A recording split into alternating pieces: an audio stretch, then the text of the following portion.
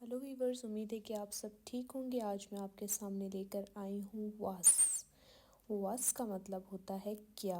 German کا جو واس ہے اس کا مطلب ہے کیا، ٹھیک ہے۔ یہ کس طرح سے سینٹینسز میں استعمال ہو سکتا ہے، یہ وہ فراگے ہے اور سوال بنانے کے لیے آتا ہے، جیسا کہ کویسچن نمبر 1 ہے، واس از داس، یہ کیا ہے۔ نمبر 2 ہے، واس ماخن زی، تم کیا کر رہے ہو۔ نمبر 3، واس ist deine Hobbys، تمہاری ہابیز یعنی کہ تمہارے مشغلے کیا ہیں۔ تو دیکھیں تینوں میننگز میں واس ہی آیا ہے، کیا ہی اس کا میننگ آیا، لیکن ڈیفرنٹ طریقے سے۔